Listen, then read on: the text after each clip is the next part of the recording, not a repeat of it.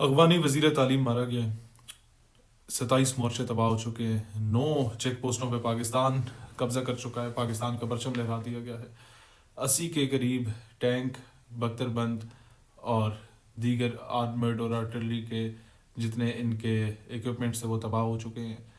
127 یا 130 کے قریب جو خوارج ہیں وہ اڑا دیے گئے ہیں اور 200 کے قریب اس وقت زخمی ہیں، اور اللہ کا کرم ہے پاکستان جیت کے بہت قریب پہنچ چکا ہے۔ قطر سے بیک ڈور رابطے افغان رجیم نے شروع کر دیے ہیں کہ آپ مذاکرات کی بات کریں، لیکن بظاہر یہ انہوں نے شو کیا ہے کہ پاکستان کے ساتھ تمام مذاکرات کے دروازے ہم بند کر چکے ہیں، اور اس کے ساتھ ساتھ یہ بھی کہہ رہے ہیں کہ جناب آپ اپنا سفارتی عملہ بھی 24 گھنٹے کے اندر اندر خالی کریں، اور اس کے ساتھ ساتھ یہ کہا کہ ہم آپ سے مذاکرات نہیں کریں گے، لیکن بیک ڈور پہ قطر سے کالیں کروائی جا رہی ہیں کہ آپ اتنا نہ مانیں، جتنا ہم نے کیا اتنا ہی آپ کریں، اب جنگ آپ نے شروع کی ہے، ختم تو ہماری افواج کریں گی۔ لیکن بات کیا ہے؟ بات یہ ہے کہ جس ہندوستان کے کہنے پہ آپ اتنا چوڑا ہو رہے تھے، جس ہندوستان کے کہنے پہ آپ جتنا فرنٹ لائن پہ آ کے فرنٹ فٹ پہ آ کے کھیل رہے تھے، اب وہ مودی کی طرح ہے۔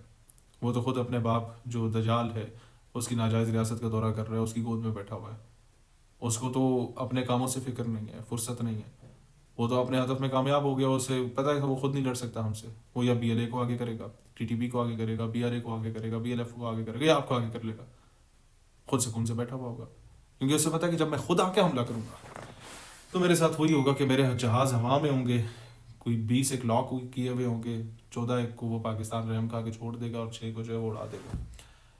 اسے پتہ ہے کہ جب وہ خود اٹیک کرے گا، پہلے وہ اپنی اسٹرینتھ سمجھتا تھا کہ پاکستان کے جہاں 3 فوجی ہیں ہمارے 14 کھڑے ہوئے ہیں، لیکن یہی ان کی ویکنس تھی اور ہماری اسٹرینتھ تھی کہ اگر ان کا گولہ ادھر لگے تو ہمارے 3 شہید ہوں گے، ہمارا لگ گیا تو ان کے 14 پھڑکے ہوں گے۔ تو اللہ تعالیٰ کے ہر کام میں حکمت ہوتی ہے۔ اپنی طرف سے وہ بنے ہوئے تھے کہ ہم لوگ دنیا کی 125 کروڑ لوگوں کی انٹرنیشنل مارکیٹ ہیں، دنیا ہمارے اگینسٹ نہیں جا سکتی، فلانا ڈھمکانا، ان کے ساتھ کون کھڑا ہوگا؟ یقیناً ہمارے ساتھ کوئی نہیں کھڑا ہوا تھا۔ ہم جب ڈرونز ہمارے اوپر آئے تھے ہم اکیلے تھے، اپنے حصے کی جنگ ہم سب کو خود ہی لڑنی پڑتی ہے، کوئی آ کے آپ کے لیے جنگ نہیں لڑے گا۔ کبھی آپ کا پڑوسی جتنا اچھا دوست کیوں نہ ہو یہ نہیں بولے گا کہ جی آپ لڑو ہم آپ کے ساتھ ہیں۔ ہاں یہ ضرور ہے، آپ لڑ رہے ہوگے، پانی لے کے آ جائے گا، کھانا دے دے گا آپ کو، آپ کے لیے وہ مکے لاتے نہیں کھائے گا۔ اپنے حصے کی جنگ ہم نے خود لڑی، ہم جیتے، اللہ نے فتح یاب فرمایا، اللہ نے کامیابی عطا کی۔ پھر کہتے ہیں سکسیس از مینی فادرس، پھر سب نے اون کرنا شروع کر دیا، پاکستان بھی کیا بات ہے۔ تو یہ سارا کچھ ہم نے خود کیا، اور ہندوستان کو پتہ ہے کہ اگر وہ خود سامنے آئے گا تو وہ پہلا جائے گا، اس کا غرور خاک میں مٹا ہے، دوبارہ مٹ جائے گا۔ اب اس نے جو بدلہ لینا ہے، یا وہ مقبوضہ کشمیر میں ہمارے کشمیری پاکستانی بھائیوں کے ساتھ ظلم کر کے بدلہ لے رہے ہیں، یا وہ حیدرآباد دکن میں مسلمانوں سے ظلم کر کے بدلہ لے رہا ہے، یا وہ دہلی میں اجمیر شریف میں بدلہ لے رہا ہے، یا اور جامعہ ملیہ دہلی میں اس نے کیا، علی گڑھ مسلم یونیورسٹی میں نوجوانوں کو زد و کوب کیا، جواہر لال نہرو یونیورسٹی میں، مطلب جتنے لوگ تھے، ایون یہاں تک کہ کنہیا کمار جیسے لوگوں کو بھی نہیں بخشا تھا۔ تو بدلے وہ اس طریقے سے لے گا، اپنی خار نکالے گا، اور پھر بڑا بدلہ وہ اس طریقے سے لے گا کہ آپ کو آگے کر دے گا۔ اب آپ کو یہ سمجھ آنی چاہیے کہ آپ کو تو اس نے آگے کر لیا، اب آپ جب پہلے جا رہے ہیں، آپ کو جو مار پڑ رہی ہے، تب وہ کہاں سٹینڈ کرتا ہے؟ وہ آپ کی مدد کے لیے کیوں نہیں آ رہا؟ یہ سوال آپ ضرور اس سے کریں، اور جب آپ کو نظر آئے کہ یار وہ آپ کے ساتھ نہیں کھڑا، تو پھر آپ دوستی کر لیں، صلح کر لیں، اور صلح کی ایک بڑی باضابطہ قسم کی شرط ہے۔ ویسے تو اب مذاکرات کے لیے پاکستان بھی تیار نہیں ہے، کہ 3 بار آپ سے پہلے ہوئے یا 4 بار ہوئے، آپ نے یقین دہانی دلائی کہ ہم دہشت گردوں کی پشت پناہی نہیں کریں گے، ان کو یہاں آنے نہیں دیں گے۔ اینڈ پہ جب وہ آتے ہیں تو آپ کہتے ہیں ہم کنٹرول نہیں کر سکتے، پھر جب ہم ان کے ٹھکانے اڑاتے ہیں آپ کہتے ہیں ہماری خود مختاری پہ حملہ ہو گیا۔ ٹھکانے ہم ان کے اڑا رہے ہیں، آپ کو تو بول ہی کچھ نہیں رہے، تو آپ کیوں اٹیک کر رہے ہیں؟ پھر آپ بسم اللہ کر رہے ہیں، صدق اللہ العظیم، تو ہماری فوج ہماری قوم کرے گی۔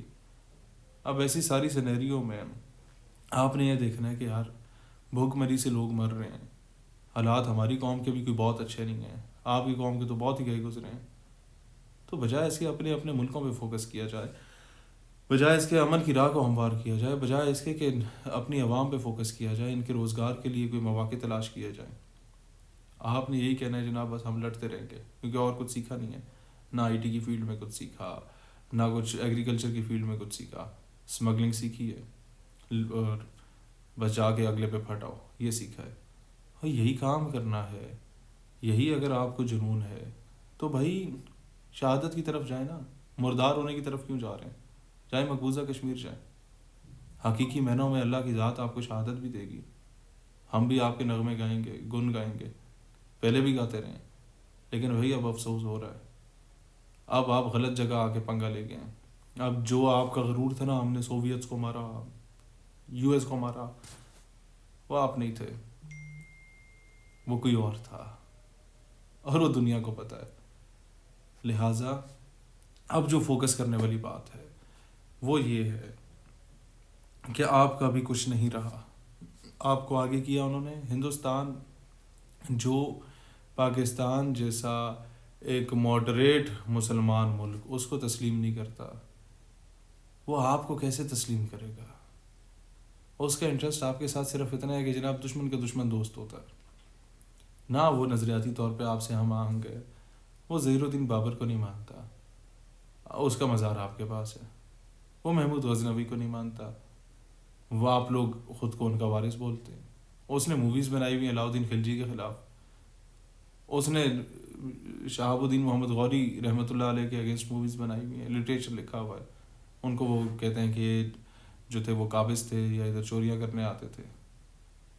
انہوں نے شیر شاہ سوری کے اگینسٹ گئے جو غزنی کے تھے, ان کے اگینسٹ ان لوگوں نے ڈاکومنٹریز بنائی, موویز بنائی, پورا بالی ووڈ بھرا ہوا ہے. وہ آپ سے کیوں پیار کریں گے؟ میرا سوال ہے اپنے افغانی بھائیوں سے, وہ کیوں آپ کا ساتھ دیں گے؟ آپ کے ساتھ مشکل وقتوں میں کوئی کھڑا تھا تو یہ سب زلالی پرچم والے لوگ کھڑے تھے. آپ کو اگر مشکل وقت میں کسی نے پناہ دی تھی, ان لوگوں نے پناہ دی تھی.